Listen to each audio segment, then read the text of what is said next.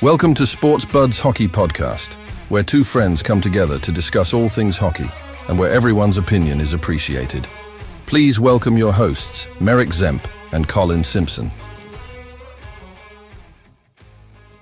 Good afternoon and welcome to Sports Buds Hockey Podcast, Season 3, Episode number 6. This time we're going Four Nations. That's right, Four Nations Cup, best of the best coming back. So we're going to have all the best players from the Four Nations included, which are Canada, US, Finland, and Sweden. And we're going to be right here with it for every game. And with me, as always, Colin Simpson. How you doing tonight, Simps? Doing great, Mav. How are you? Fantastic. We've been waiting a long time. It feels like it's been forever since we've had the best players play the best players. So it's really exciting to be able to get lined up for this in February. It's going to be a good tournament. It's 4 teams. It's not a World Cup. It's not a Canada Cup, but we'll definitely take it, and it's something to look forward to for sure. Yeah, definitely. Without the Olympics, that's been a big part of our hockey missing over the years. We did do the World Cups and some of these other tournaments. I think the one was like in the summer though, so you weren't really geared up for it. We're used to kind of the junior break or the February Olympics type break when you're right into the thick of hockey season, going into the trade deadline and watching yourself start to creep towards the playoffs. So that's when you're at your highest moment of excitement for hockey. Obviously we'd like to see even more teams in a full Olympic structure. You know, having Russia and some other teams there like the old days would be even more fantastic, but beggars can't be choosers, and obviously we've got 4 strong teams in this. I mean, like you said, you included Russia when you were talking about it, but in reality, other than maybe Czechia as well, these are your top 4 teams. You know, Russia obviously being in the mix with the top 5. Finland, Sweden, US, and Canada. That's where your winners typically come from. That's, you know, obviously the best lineups. So, you know, speaking of lineups, why don't we go ahead and start off? We'll start off with Finland. We'll work our way back up to who we hope will be the champs, which is Canada. So we'll start with Finland. What do you think of this roster? Well, Finland's one of those teams that always comes structured no matter what. They have great coaching usually from there. They've always been able to take guys who might be considered superstars, whether back home or even in the NHL, and they always seem to conform to playing for the team versus for themselves. So I feel like that's always kept them in all these best for best type tournaments, even if they're not the highest talent level. Obviously, on their top line, I really like 2 of the players. I think Barkov is definitely one of the best 2-way players in the league, without a doubt, with a lot of offensive upside. And Mikko Rantanen over the last 5-10 years, we were just talking about the other day, is an underrated, amazing point getter, right? Depth, well, obviously a bit of a problem for this squad in the sense of high-end talent. Maybe not depth problem in the sense of role playing, but yeah, definitely in the high-end talent. You know, if you're quickly looking at line 2, Aho is a really good player, but is he elite? Patrick Laine's been kind of MIA for the last few years, and the list kind of goes down from there into the 3rd and 4th lines, right? A bunch of good players, but good on like an NHL team against another NHL team. Are you good enough to take on the 3 powerhouses?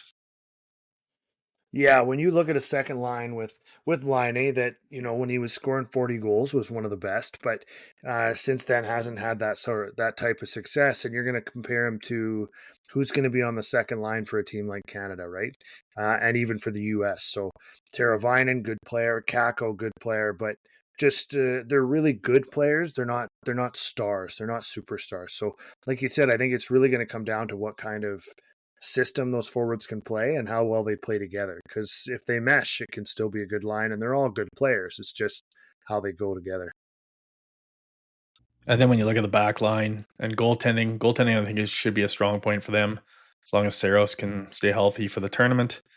But the back end, let's be honest, past Heiskanen and most of the guys I don't even put on my NHL team, that's going to be a real struggle for them. So again, as we alluded to a few times, systems will matter.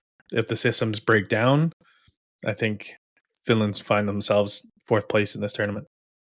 Yeah, I mean, it's Heiskanen's very good, a guy that could be, you know, the right season, could be a Norris Trophy finalist, that kind of thing, but not the rest of them are really are just good players. I mean, and some of them are medium to good players. They're not even kind of stars in that aspect. So I think Saros is definitely a guy that can steal a game and can shut the door.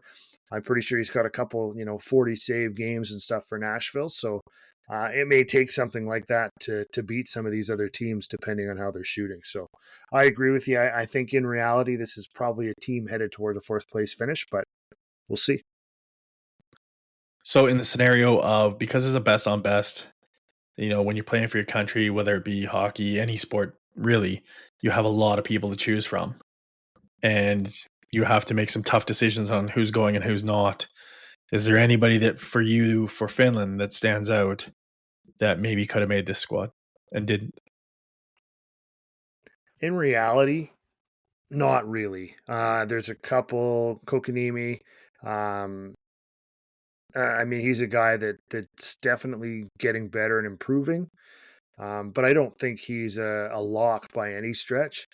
I don't think that he's not averaging a point and a half per game or anything like that. So he's a guy that maybe I was surprised a little bit, maybe that wasn't there, but definitely not somebody that I thought was a lock. I don't really think there's anybody else that it really shocked me wasn't there. How about you? Yeah, I feel the same way. I believe that with this team, there's a lot of interchangeable guys, maybe even in the lineups. Like even when you're looking at line to line, maybe not the first line, nobody's going to bump Rand and those guys off that line. But I think because it feels like a lot of role players, I think a guy like Kakamiemi, like you said, could easily slot into any spot, but he's not going to bring anything really more than the other guys in there bring. So I think at that point, as a coach, you're just kind of picking who you think is in form possibly at that time. Hmm. I agree, but I don't think there's anybody that was really left off that's going to change this lineup at all. So I think you're good. But yeah, I think. What do you think these guys finish? Yeah, I see no reason for them not to be fourth. They could get lucky and get third, but I don't see them any higher than that. The style of the tournament, I believe, is everybody's going to play everybody round robin, and then they'll have 1 versus 4, 2 versus 3. So I mean, no matter what you do, you have one really good top notch game gets you to the finals, right? No matter what you do, you can do that one game, and that can get you where you want to go. So it is always a bit of a roll in the dice when it comes to a tournament like this. Nope, for sure. But let's take a look at the next team. I guess it'd be Sweden. Yep. Yeah, some good players here. Definitely a little bit more high end talent. You're going to see your Nylanders, Pedersen, Sabanajad. I mean, even Philip Forsberg. This is a guy that scored 40 goals. There's some pretty good forwards up front on this team. Yeah, definitely. I don't think they're quite the Sweden from the past. You go back to, the Sedin brothers and Zetterberg, and they've had a lot of really high end teams, Swedish teams. Forsberg, Forsberg, yeah, the better Sundin. Forsberg, I'll call it at this point. Yeah. As great as Philip Forsberg is, you're just not quite the same. Matt Sundin, I just felt like they were really high end, powerful then. Not to take away from the actual individual skill, and Sweden's a lot like Finland in the same sense that they do come with great systems. They play well in international play. They always do. And, their defense, again, their top pairing, I kind of really like. I don't get to see Jonas Brodin a lot, but I hear about him. Carlson's going to bring a lot of experience. So I think they'll be strong. They're very disciplined in their play. So they don't make a lot of mistakes. So as you were talking about earlier, when it's, you play the first games and then you're going to do a 1 versus 4, 2 versus 3, because they don't make very many mistakes, they'll keep the game close enough where they could easily pounce on with their skill and take a game. And then, like you said, they're in the final, right? I think they're much more likely to do that than a Finland.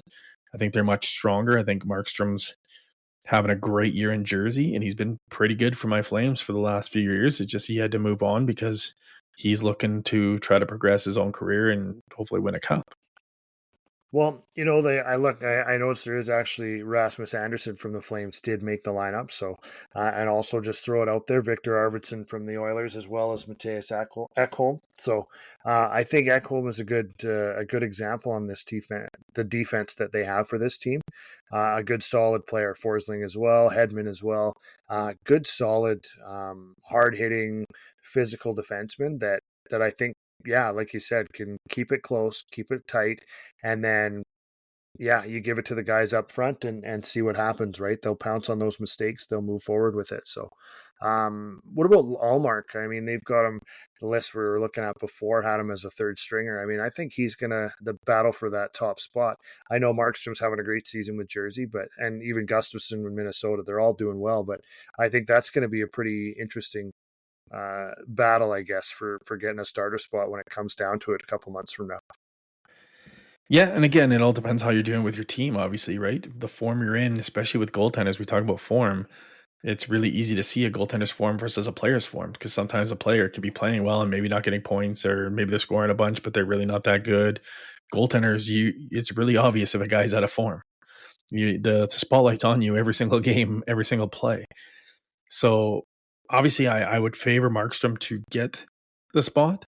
I could easily see Allmark and Gustafson's flip spots there from back up to third string, but I think any one of them at any time, like if Markstrom has a bad game, there's not enough between the three of them that if Markstrom plays bad, that you don't see a complete rewrite of this, Yeah. right? Like in years past, if Carey Price is having a bad game, he doesn't go to 3, right? He's so far ahead of the next guy. But in this group, I feel like you may have somebody you want going in, but you will easily flip to any one of these guys and run with whichever guy's running the strongest. Well, and that's the thing, and it's not even necessarily in the tournament. I mean, these guys could be completely reversed by the time it comes up. Markstrom could be, win or lose 5 in a row coming into the tournament, and Allmark's on a hot streak. Like, you never really know. You just want to get your best guys there if you can. So when it comes to Sweden, what are we thinking? Is there anybody that's left off of this team? Well, I hate to say it for you, but Michael Backlund. How do you not have that guy as a two-way forward, a two-way player, a leader? How do you not have that guy on this team? Yeah, to be honest, like I know he's from my team, so I don't want to sound like a homer in any sense, but I believe he does all the things that you want from a tournament style team like this, where you have to check your ego a little, right? You're it's the best of the best. You're used to being really good, but now in the scheme of things, you're not, and you have to be able to check that ego and say, well, I will do all the little things that nobody else wants to do. And he's always done that, and he's done it really well. And he's still, I get he's older than a lot of these other players, so that's, I'm sure, a bit of a knock. But I definitely think if you see any injury, especially down the middle, so like Leo Carlson, talented, but he's young, and they do kind of have him slotting in at the extra guy. I could easily see any injury though. Like he's, for me, easily can replace Eric's neck. And in my opinion, after seeing Lindholm for years, and he's not quite the player he was when he played with Johnny and them. I think in this style, since you're not asking him to be a 2, you're not asking him to be a 1. If you're asking him to be a 4, I think Backlund's a better 4 than Lindholm. But I think Lindholm's a better 2 than Backlund. So, it depends where you're going to slot him in at. Yep. No, just a surprise. He's a good leader, a good Team Sweden guy. Like, so that's why it's a bit of a surprise that he's not there.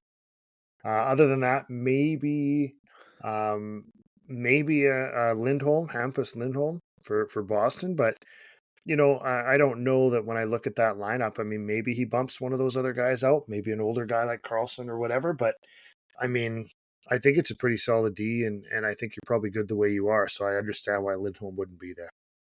Yeah, I think Lindholm, his stock fell quite a bit as Anaheim went downhill. And now he's moved out of there, obviously, to I think Boston or somewhere like that now. Boston, yeah. Right. But his kind of his peak time where you'd have been like, oh, Lindholm would be there for sure. I just like most of the guys in there are more in their prime. Like I say prime or in form. So even a guy like Rasmus Anderson, even knowing maybe a year ago, 2 years ago, you're like, well, maybe not, but he's having a killer year. Ekholm's proving that he can hold up the Oilers' entire, non-offensive side of the game. Like without him, he's changed a ton of that defense. Like Hedman's still a beast. Dahlin's a beast. Like there's just nowhere to put Lindholm. Yeah. Like, I'm not trying to knock the guy in any sense, but I just don't think he's been playing in his prime and showcasing his skills enough to bump one of these other guys out. Yeah, I agree. All right. With that said, where do you see him finishing? Yeah, after looking at the two teams ahead of them, still to come, I feel like they should finish third. I know we're kind of looking at a list like this, but I also feel like Sweden is the type of team that does better in international tournaments sometimes than even a Canada or US. So I would have maybe put them as a sneaky two, but I don't believe in their goaltending. The same thing that we talked about how any of them are good enough to beat the other one. I also think all three of them are bad enough to not hold up against the offensive powerhouses coming up. Fair enough. I that's exactly where I would have them actually. Like I think that they are. There's a very real possibility they upset somebody and get to the finals, but I just don't see them holding out. I don't see them able to win both those games. If they have to play a Canada and then a US or a US then Canada or whatever, I don't see them being able to shut everybody down, shut the forwards down on the other two teams to get there. So I'm going to leave them at 3. All right, next up, Team USA. So what do you think of these forwards? Well, this is definitely a really exciting set of forwards. I think you have a little of everything you're looking for from a team: high end talent, great goal scoring, grit like you've not seen on a USA team maybe in ever. Just walking through some of the guys, obviously Austin Matthews is a goal scoring machine. We all know that the guy can score. He's now going to be playing with one of the best up and coming puck movers in the game. Great vision, Jack Hughes. And then you get the pest, Kachuk, who can score and proven he can win. Then you look at line 2. Jack Eichel, he's just won a Stanley Cup. He's obviously been a high end talent for a while. Here's the second part of your grit and goal scoring at the same time, Brady Kachuk. Like this, usually when you see these best on best, you don't get a lot of these gritty power forwards who can also score. It'll usually be a lot of high end talent or like a couple of fourth line type guys who are just there for checking. But the depth continues on. Yeah, I mean when you're looking at some good players, even all the way to the fourth line. I mean it is a good solid squad. Definitely a good solid batch of forwards. Defense wise, I mean Hughes, McAvoy, Slavin, Werenski, Hannafin, Faber, and Fox. I mean it is a good, very good, solid D core for this team. Yeah, that might be the most deep, talented defensive core I've ever seen at a tournament. Right? There is not much lacking from every aspect of the game. We're talking a lot of guys who are pretty much the leaders on their teams. You're talking about Quinn Hughes. There's only Cale Makar who's gotten more points than him in the last 5 years is it from the back end. Adam Fox is the next guy down from that. So you're looking at like the number 2 and the number 3 guy. Zach Werenski can lead any team at any time. Faber is an up and comer. Like I don't see a weak link in there. I guess if you were to say who is, I don't see enough of Slavin to know, but I hear enough of Slavin when people talk about what a great trade when people are looking for a guy. His name comes up a lot that is wanted, not a matter of he comes up because they want him out, but there's just a lot of teams looking for a Slavin. So I assume that he's going to fit the role because you can't have all just superstar point getters. Yeah. No, and I think that's the case. I think Brock Faber fits into that as well. Werenski's actually scoring like crazy right now, and then you got Hannafin there as kind of a filler. So, yeah, it's pretty amazing, and yet somehow this defense, as good as it is, will be still completely, completely outshined by the goaltending.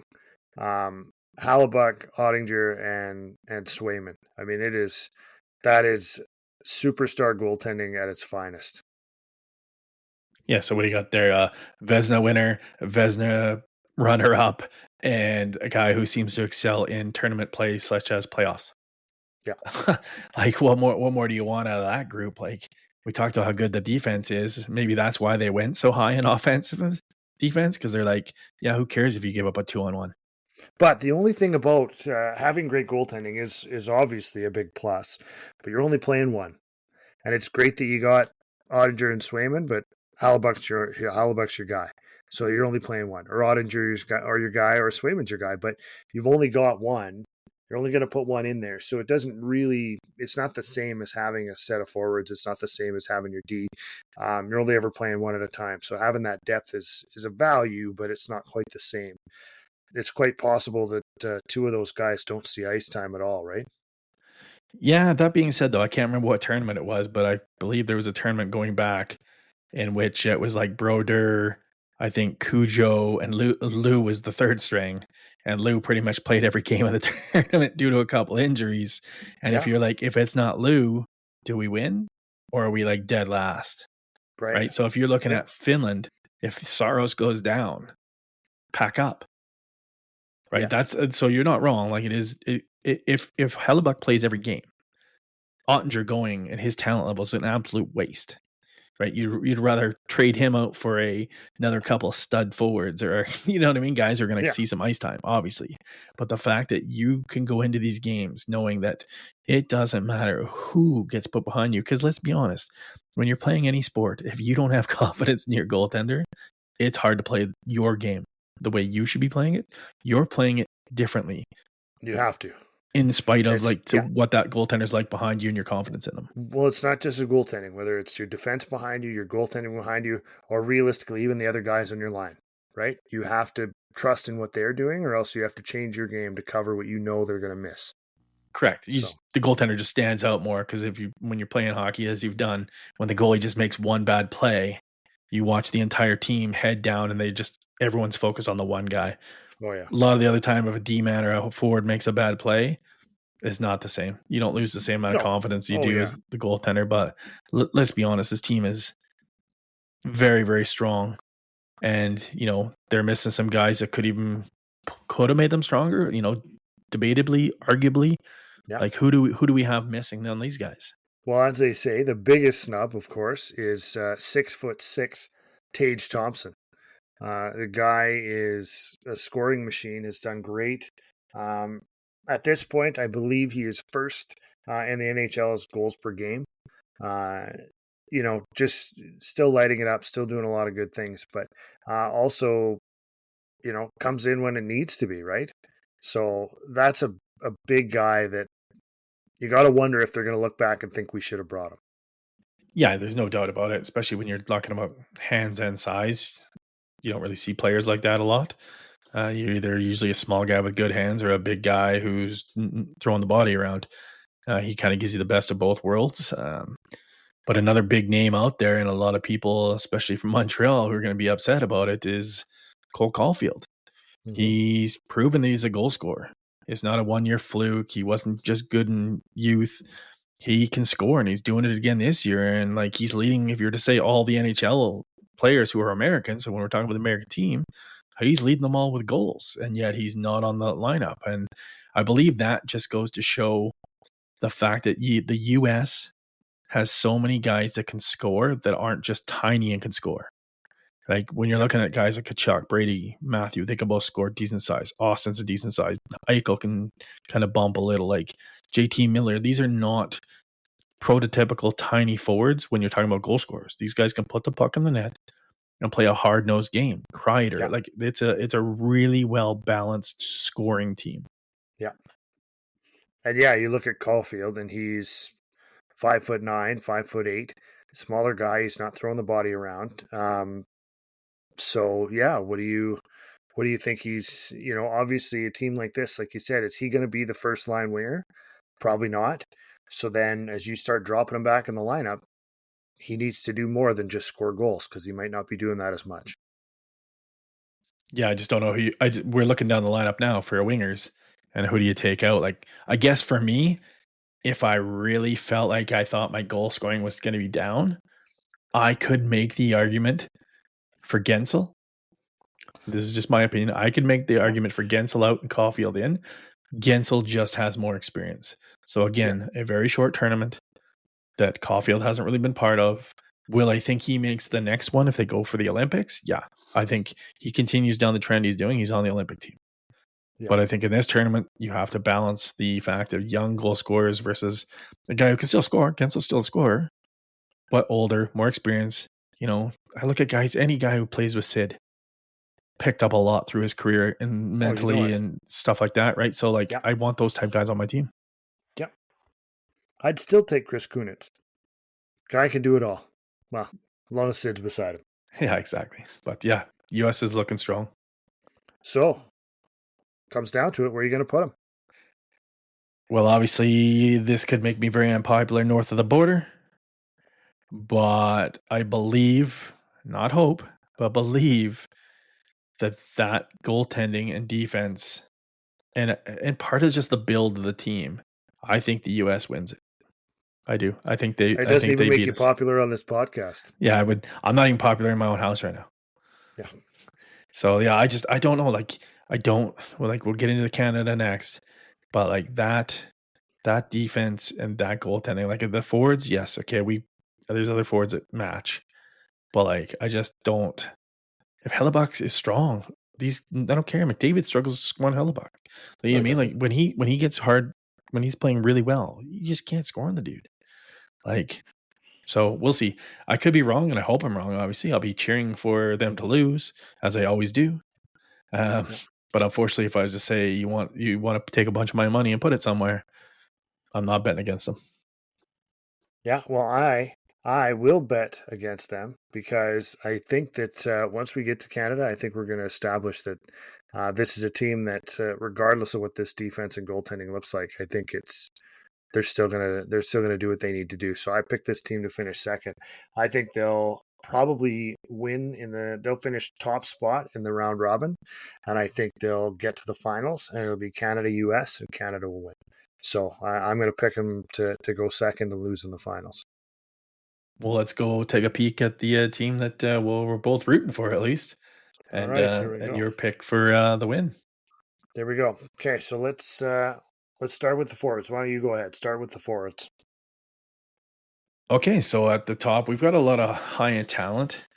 I think for trying to figure out where you're going to put all these guys and who they play with is going to be Canada's biggest, toughest thing. I felt like those lines that we looked at in the US really made sense.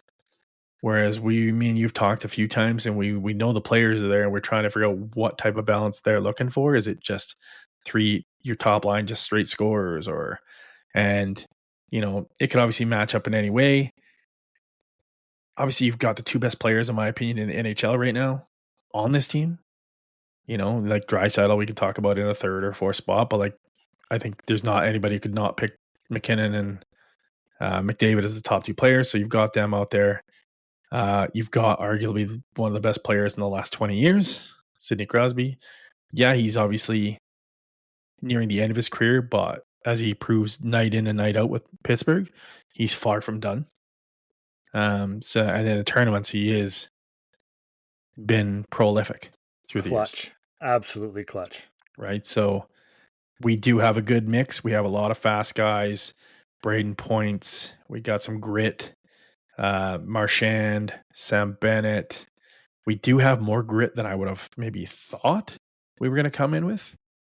But again, that's the tournament style. Yeah. Right? A bunch of really hard games in a short amount of time. Right? These are not long tournaments. 5 games. Yeah, it's a 5-game tournament. You play 3 and then hopefully 2 more to get to the finals. Right? In what? So, probably like a 2-week span? Yeah, 2 week, a little over, I think, just about. So that's not a lot of rest from guys who are just playing through the season. So guys are going to come in with some knocks, and so you're going to get these guys like Marchand and Bennett and Konechny and Cirelli and guys who are going to be right up on you. So the forwards, I think, have I feel like they got a bit of a gap. Let's call it that. I think you've got like the really high end talent of McKinnon, McDavid, and that.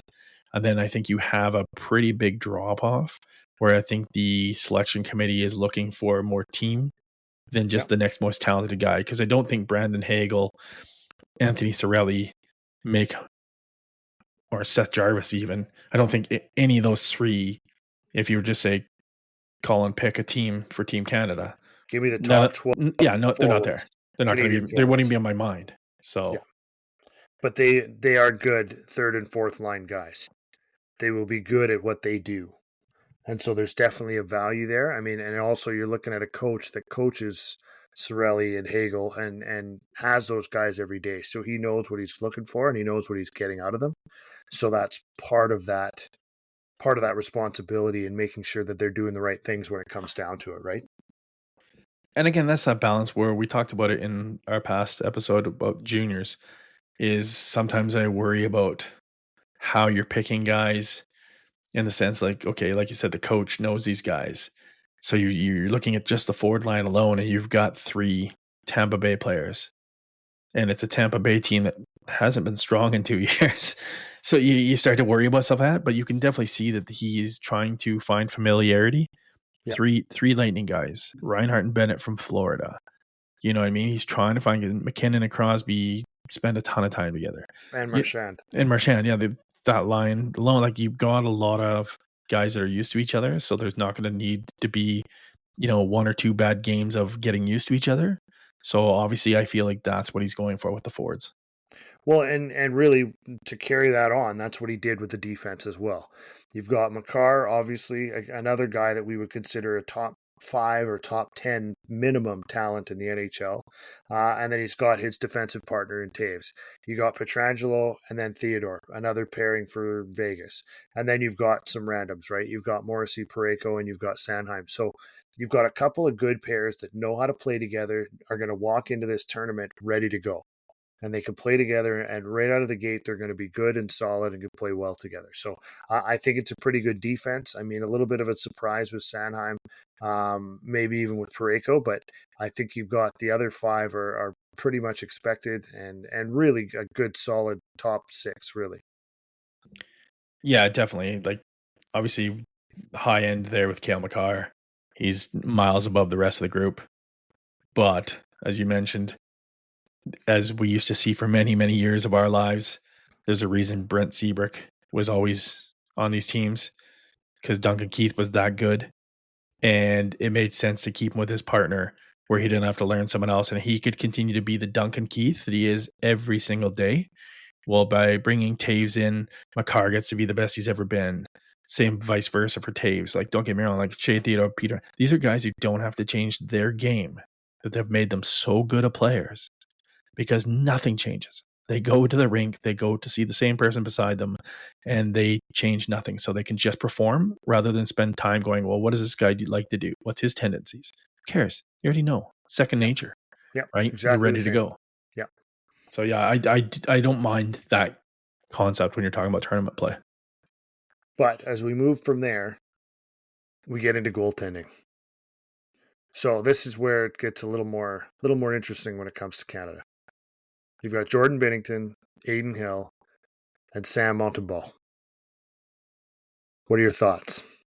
Yeah, obviously, my thoughts aren't good. My thoughts think to myself, like, where's David Ayers, that Zamboni driving goaltender? He might be better than our group. Yeah, obviously Binnington's not that far out from winning a Stanley Cup. He is probably the best of the 3 options we have here. 5 years. He still has some good hockey. I still watch him play. He unfortunately has not changed one day from being a complete hothead. Yeah. He easily gets off his game and completely melts down.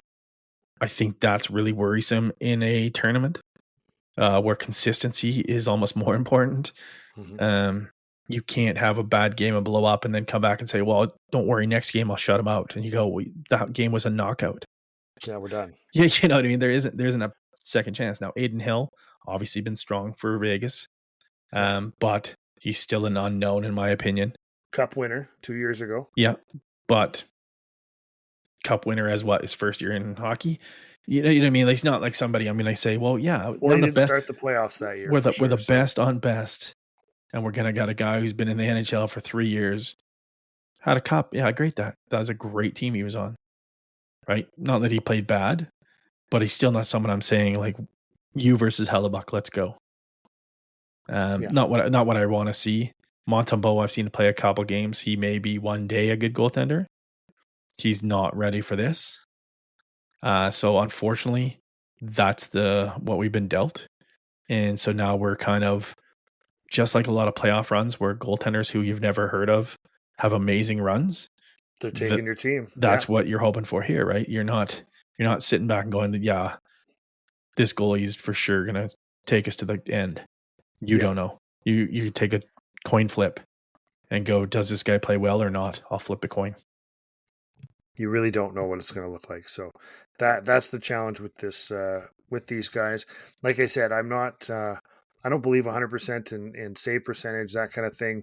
You get a 2-on-1 and they score, and that's one of only 4 chances in the period. You got a 750 save percentage, and you've done a pretty good job with what you've got, and you got beat clean when you had little chance. So there is times like that where the stats don't necessarily do justice for how you're playing, but I mean, this is a tough group.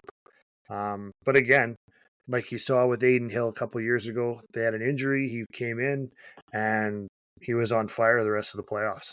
So yeah, any of these guys I think can really catch fire.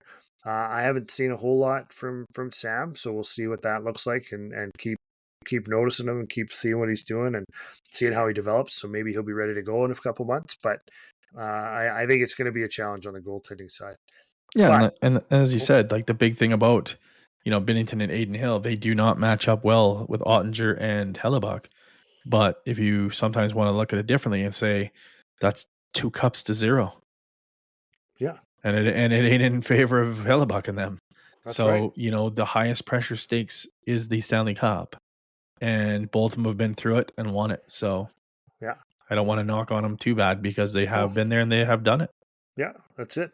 They've won Game 7 for a cup, Yep. right? They've won Game 7s to get there. They've won Game 7s in the finals. Like, yeah, I mean, they've done it. But on that note, uh, who did they snub? Who would you have brought? Like, whether it's a goaltender or it's forwards or D, who else was on your list? Who maybe should have been here that isn't? Again, this is kind of tough. We're looking at obviously Canada is a very deep country for talent. Sometimes, again, it comes down to who's performing at a specific time. You can clearly see that the choice was to pick some more familiarity. Definitely a guy like Mark Scheifele.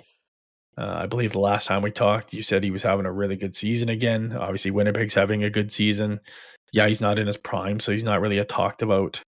And he's always been a quiet performer, Mm-hmm. right? He's I think always, everybody in Winnipeg is. yeah, like he's always just done his job and that. So I think he would fit this type of bill. I honestly would have Min over Cirelli. If you're going to say, give me a centerman, give me Cirelli or Scheifele. I'm taking Scheifele 9 times out of 10 times. Yeah. So I guess to me, that would be a snub. But again, then you're saying, okay, what if they have Cirelli and Hagel playing on a line? There's familiarity or whatever. That's what I think they're going for. Yeah. You get guys like maybe a Stamkos. I don't think he's performing up to his standards. So he's been left off, even though he's always been a big name and someone you would usually pencil in for Team Canada type tournaments. Yeah. And actually, I was reading not that long ago too, as well, a guy who, well, for you, I know you'll be excited about it, but like for me, maybe wasn't always my favorite. But I think if we're to go by the same thought process that we've picked this team, I take Zach Hyman over Hagel all day long. And if you want to be like, well, whatever, this role, that role, he's a 50 goal scorer. Mm-hmm. Yes, not a typical 50 goal scorer, but he's a guy who they don't really have in that lineup who's all kind of in front tips, but has a ton of chemistry with Connor. Yeah. So, if you're going to start to match up guys, why do I need 3 Lightning guys and only 1 Oiler? Wouldn't that make sense to get a guy like Zach Hyman, who I think fills the same void as Brendan Hagel?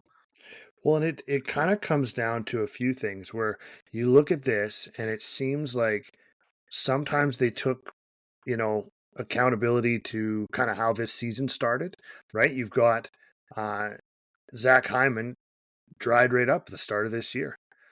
Everything he tipped went off a post. Everything he tipped went wide. Then he got injured for a few games. Now he came back. He's got 3 goals in 2 games, and he looks like he's back on fire and he's all over the puck again.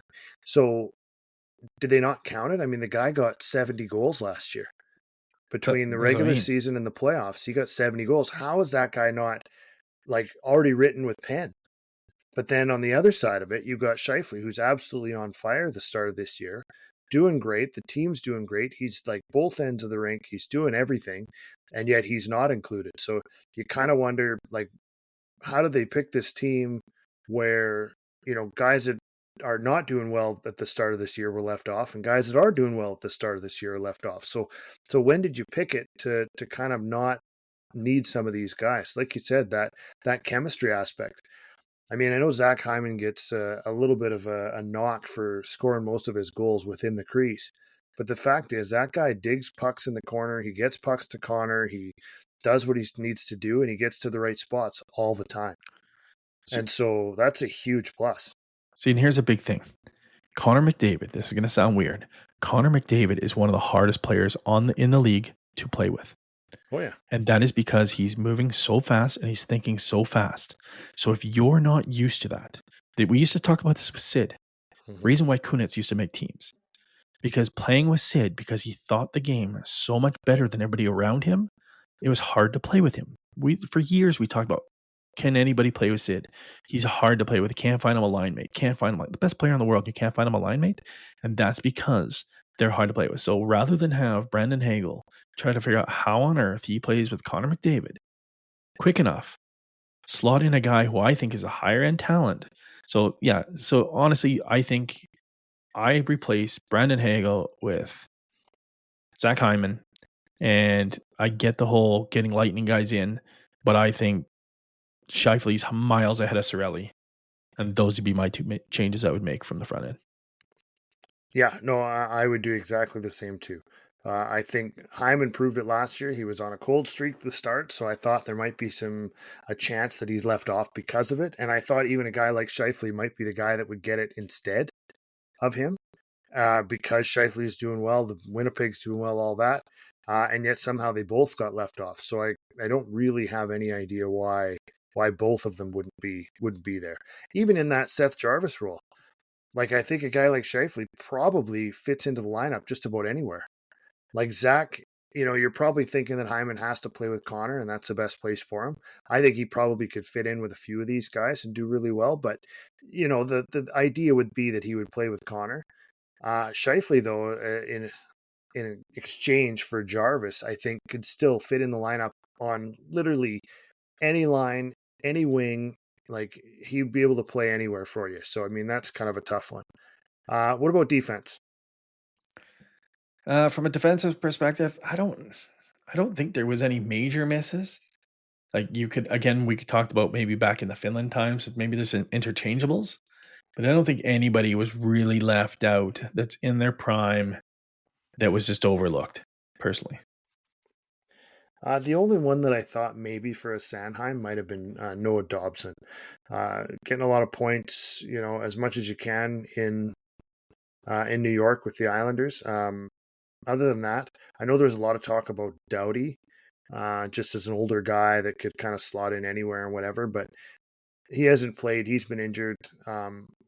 I think you want guys that are playing the game, not hoping to get back from injury for it. So I don't think he was really a surprise. But yeah, I think Dobson was the only one that kind of could have slotted in there for me, but not really a huge leave off for that one.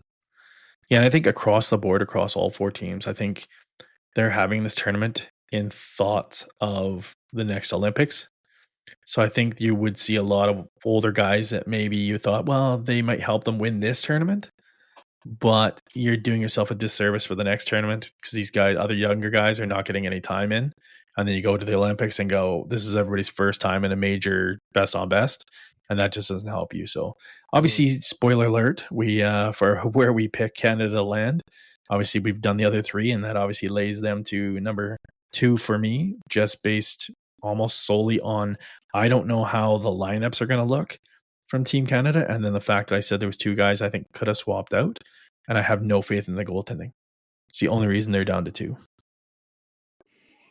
I think the reason I think they'll be number 1 is I think that when you've got McDavid, McKinnon, and Crosby, I think you got 3 guys that will give it absolutely everything they possibly can and will not lose. I mean, I know it's, Stanley Cup playoffs, they don't all win every year and all that, but you just got 3 guys that just have so much compete, so much drive, and are such amazingly talented players that I think they're just going to push so hard that they're just going to want it more, and I think they're gonna push hard to make sure that they get it. Yeah, I definitely think there's no doubt that those 3 guys you mentioned are a pedigree above the rest. Can't wait to see it. Obviously, I've been itching for one of these for a while. I kind of felt the last thing they did was kind of a bit of a joke. I'm hoping this turns out to be more of an Olympic style or an old school Canada Cup style. I'll be glued to the TV, that's for sure. And I'm sure many, many millions more like us will be enjoying this best of best Four Nations tournament. It's just great to see, and just seeing these guys, and when you look at this talent, and when you put a country's logo on your chest, um, it just changes the game. I mean, this is not uh, the All-Star game where nobody cares and nobody's really trying and everything else. This is going to be I think you're going to see. I don't think Sam Bennett has the ability to just shut it off and just coast around, so I'm sure he's going to be laying hits, and he'll lay out Matthew Tkachuk just as easily as anybody else. So I think, yeah, you're going to see these guys really care, and you're going to see them putting all their effort in, and I think it's going to be an amazing tournament. All right. That's it. So you've got our picks. Don't forget, go to www.sportsbuds.com. Don't forget to check our Facebook group and leave us a comment. What do you think? Are we right? Are we wrong? Are you a big Sweden fan? Do we do you an injustice? Do you love Finland more than any other team? Go ahead. Tell us we're wrong. Tell us Finland's going to win first. So don't forget, go to www.sportsbuds.com, the Facebook group, and you can always catch our podcast on Spotify and Apple Podcasts. Don't forget to subscribe. Don't forget to click to download those and let us know you're there. We appreciate you guys listening, and we love it every time. So thank you, Simps. Great talk. It was fun to do. Yeah, I really love this one. Always a big fan of the World Tournaments. Awesome. Thank you, Simps, and we will talk to you next time. See you, everybody.